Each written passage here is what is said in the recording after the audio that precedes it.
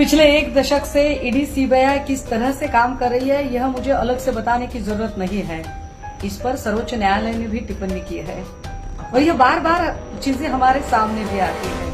पहले संजय राउत साहब बोल रहे थे तो उनके परिवारजनों को जितना हो सके उतना परेशान किया गया और फिर उन पर कार्रवाई करके उन्हें जेल भेजा गया।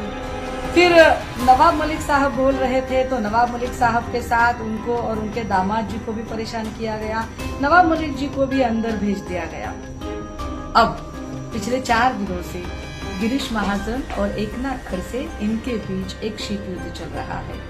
होटल ट्राइडेंट में क्या प्रफुल्ल लोढ़ा से गिरीश महाजन मिले थे? क्या गिरीश महाजन ने अगर मिले थे तो क्यों? मिलने की वजह क्या थी?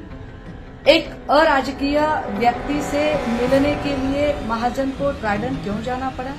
लेकिन इन सारे सवालों के जवाब महाजन ने बिल्कुल भी नहीं दिए। 4 दिनों से महाजन चुप्पी साधे हुए थे।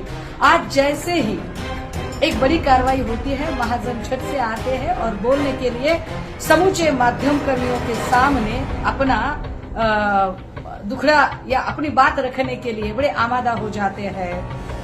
हमारे सादे सीधे सवाल है कि खड़से जहाँ रहते हैं वहां से बहुत नजदीकी दूरी पर के होटल में अगर वह मिलते भी है तो यह किसने साबित किया कि वहां कोई ड्रग जैसी चीजें थी?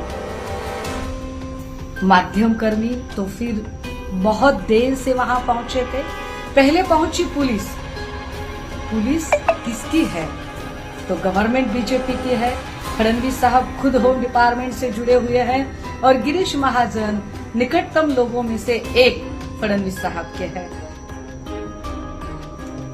पूरा मामला आईने की तरह साफ है, लेकिन इस सारी चीजों से एक संदेश जरूर मिलता है कि जो कोई बीजेपी के खिलाफ बात करेगा उसे इसी तरह से उसके परिवार को ध्वस्त किया जाएगा।